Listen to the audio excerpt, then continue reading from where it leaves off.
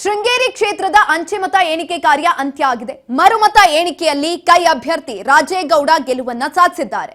BJP ಅಭ್ಯರ್ಥಿ D N ಜೀವರಾಜ್ಗೆ ಮತ್ತೆ ಮುಖಭಂಗ ಆಗಿರುವಂತದ್ದು. ಶೃಂಗೇರಿಯಲ್ಲಿ ಕಾಂಗ್ರೆಸ್ ಕಾರ್ಯಕರ್ತರ ಸಂಭ್ರಮಾಚರಣೆ ಜೋರಾಗಿದೆ. ಶೃಂಗೇರಿ ಕ್ಷೇತ್ರದ ಅಂಚೆ ಮತ ಎಣಿಕೆ ಕಾರ್ಯ ಅಂತ್ಯ ಆಗಿರುವಂತದ್ದು. ಮರುಮತ ಎಣಿಕೆಯಲ್ಲಿ ಕೈ ಅಭ್ಯರ್ಥಿ ರಾಜೇಗೌಡ ಗೆಲುವನ್ನ ಸಾಧಿಸಿದ್ದಾರೆ. ಬಿಜೆಪಿ ಅಭ್ಯರ್ಥಿ ಡಿಎನ್ ಜೀವರಾಜ್ಗೆ ಮತ್ತೆ ಮುಖಭಂಗ ಆಗಿದೆ. ಶೃಂಗೇರಿಯಲ್ಲಿ ಕಾಂಗ್ರೆಸ್ ಕಾರ್ಯಕರ್ತರ ಸಂಭ್ರಮಾಚರಣೆ ಕೂಡ ಈ ಒಂದು ಸಂದರ್ಭದಲ್ಲಿ ಮುಗಿಲನ್ನ ಮುಟ್ಟಿದೆ. ಐಡಿಎಸ್ಜಿ ಕಾಲೇಜ್ ಬಳಿ ಕಾರ್ಯಕರ್ತರು ಸಂಭ್ರಮಾಚರಣೆಯನ್ನ ಮಾಡ್ತಿದ್ದಾರೆ. ನೀವು ನೋಡ್ತಾ ಇರಬಹುದು, ಮತದ ಎಣಿಕೆಯನ್ನ ಮಾಡಲಾಯಿತು. ಈ ಸಂದರ್ಭದಲ್ಲಿ ಮುಂಚೆ ಗೆಲುವನ್ನ ಸಾಧಿಸಿದ್ರು ರಾಜೇಗೌಡ ಅವರು. ಇದೀಗ ಅವರೇ ಗೆಲುವನ್ನ ಸಾಧಿಸಿರುವಂತದ್ದು. ಬಿಜೆಪಿ ಅಭ್ಯರ್ಥಿ ಡಿಎನ್ ಜೀವರಾಜ್ಗೆ ಮತ್ತೆ ಮುಖಭಂಗ ಆಗಿದೆ. ಮರುಮತ ಎಣಿಕೆ ಮಾಡಿದ್ರು ಕೂಡ ಮುಖಭಂಗ ಆಗಿರುವಂಥದ್ದು. ದೂರುಗಳನ್ನ ಕೊಟ್ಟು ಮರುಮತ ಮಾಡಬೇಕು ಅಂತ ಕೂಡ ಹೇಳಿದಂಥದ್ದು. ಈ ಸಂದರ್ಭದಲ್ಲಿ ಮರುಮತವನ್ನ ಮಾಡಲಾಯಿತು. ಇದೀಗ ಮತ್ತೆ ಮುಖಭಂಗ ಆಗಿರುವಂಥದ್ದು. ಈ ಒಂದು ಸಂದರ್ಭದಲ್ಲಿ ಜೀವರಾಜ್ಗೆ ಮತ್ತೆ ಮುಖಭಂಗ ಆಗಿದೆ. ಹಾಗಾಗಿ ಕಾಂಗ್ರೆಸ್ ಕಾರ್ಯಕರ್ತರು ಇದೀಗ ಸಂಭ್ರಮಾಚರಣೆಯನ್ನು ಮಾಡ್ತಿದ್ದಾರೆ. ಜೋರಾಗಿದೆ, ಸಿಹಿ ಹಂಚುತ್ತಾ ಇದ್ದಾರೆ, ಕುಣಿದು ಕುಪ್ಪಳಿಸ್ತಾ ಇದ್ದಾರೆ. ಐಡಿಎಸ್ಜಿ ಕಾಲೇಜ್ ಬಳಿ ಕಾರ್ಯಕರ್ತರು ಸಂಭ್ರಮಾಚರಣೆಯನ್ನ ಪಡ್ತಾ ಇರುವಂಥದ್ದು, ಸಂಭ್ರಮಿಸ್ತಾ ಇದ್ದಾರೆ.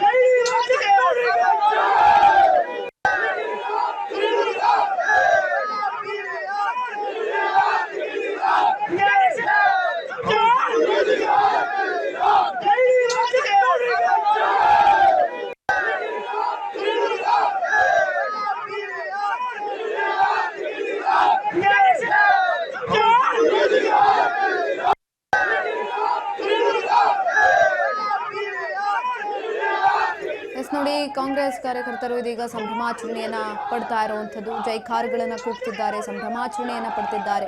ಶೃಂಗೇರಿ ಕ್ಷೇತ್ರದ ಅಂಚೆ ಮತ ಎಣಿಕೆ ಕಾರ್ಯ ಸಂಪೂರ್ಣವಾಗಿ ಅಂತ್ಯ ಆಗಿದ್ದಂಥದ್ದು. ಮರುಮತ ಎಣಿಕೆಯನ್ನ ಮಾಡಲಾಯಿತು.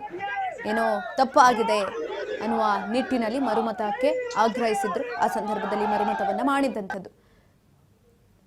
ಇದೀಗ ಶೃಂಗೇರಿಯಲ್ಲಿ ಕಾಂಗ್ರೆಸ್ ಕಾರ್ಯಕರ್ತರು ಸಂಭ್ರಮಾಚರಣೆಯನ್ನು ಪಡ್ತಾ ಇರುವಂತದ್ದು. ಐಡಿಎಸ್ಜಿ ಕಾಲೇಜ್ ಬಳಿ ಕಾರ್ಯಕರ್ತರು ಸಂಭ್ರಮಿಸ್ತಾ ಇದ್ದಾರೆ. ಶೃಂಗೇರಿ ಕ್ಷೇತ್ರದ ಅಂಚೆ ಮತ ಎಣಿಕೆ ಕಾರ್ಯ ಅಂತ್ಯ ಆಗಿದೆ. ಗೆಲುವನ್ನ ಸಾಧಿಸಿದ್ದಾರೆ ಕೈ ಅಭ್ಯರ್ಥಿ ರಾಜೇಗೌಡ ಅವರು ಚಿಕ್ಕಮಗಳೂರಿನಲ್ಲಿ.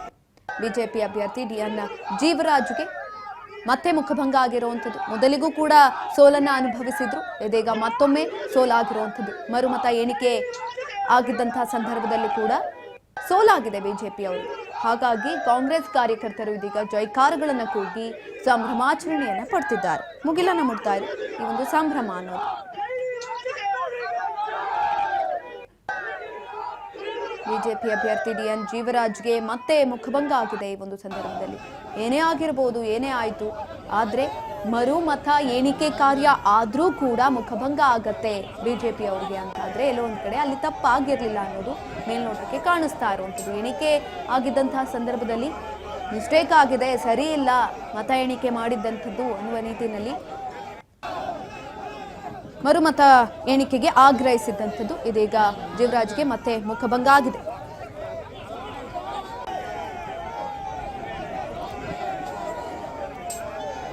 ಇದ್ರ ಬಗ್ಗೆ ಹೆಚ್ಚಿನ ಮಾಹಿತಿಯನ್ನು ತಿಳ್ಕೊಳ್ತಾ ಹೋಗೋಣ. ನಮ್ಮ ಪ್ರತಿನಿಧಿ ಮಧುಸೂದನ್ ಸಂಪರ್ಕದಲ್ಲಿದ್ದಾರೆ. ಮಧುಸೂದನ್, ಶೃಂಗೇರಿ ಕ್ಷೇತ್ರದ ಅಂಚೆ ಮತ ಎಣಿಕೆ ಕಾರ್ಯ ಅಂತ್ಯ ಆಗಿದೆ. ಮರುಮತ ಎಣಿಕೆ ಕಾರ್ಯವನ್ನ ಮಾಡಿದ್ರೂ ಕೂಡ ಕೈ ಅಭ್ಯರ್ಥಿ ರಾಜೇಗೌಡ ಅವರಿಗೆ ಇದೀಗ ಗೆಲುವು ಸಿಕ್ಕಿರುವಂತದ್ದು. ಹೆಚ್ಚಿನ ಮಾಹಿತಿ ಕೊಡೋದಾದ್ರೆ. ಖಂಡಿತವಾಗ್ಲೂ ಶಿವರಾಜ್ ಅವರು ಸಲ್ಲಿಸಿದಂತ ಅರ್ಜಿಯ ಮೇರೆಗೆ ಹೈಕೋರ್ಟ್ ಕೂಡ ಸೂಚನೆಯನ್ನ ಮಾಡಿತ್ತು.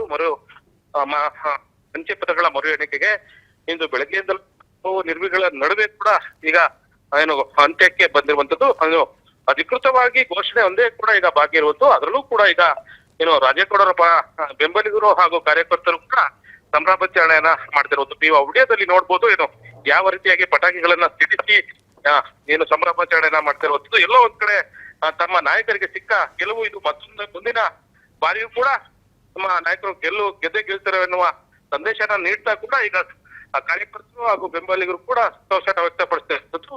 ಏನು 2023 ಮೇ 13ರಲ್ಲಿ ನಡೆದ ಚುನಾವಣೆಯಲ್ಲಿ ಅವರು ಏನು 201 ಮತಗಳ ಅಂತರದಲ್ಲಿ ಗೆದ್ದಿದ್ರು. ಈಗ ಅಂಚೆ ಪತ್ರದ ಮರು ಎಣಿಕೆ ನಂತರವೂ ಕೂಡ 2 ಅಧಿಕ ಮತಗಳನ್ನ ಪಡೆದಿರುವುದು ಎಲ್ಲೋ ಒಂದ್ ಕಡೆ ಟಿ ಡಿ ರಾಜೇಗೌಡರಿಗೆ ಈಗ ಒಂದು ಬೆಂಬಲಿಗರಿಗೂ ಸಂತೋಷನ ಉಂಟು ಮಾಡಿರುವಂತದ್ದು. ಸುಕನ್ಯಾ, ಧನ್ಯವಾದಗಳು ಮಧುಸೂದನ್ ಹೆಚ್ಚಿನ ಮಾಹಿತಿಗಾಗಿ.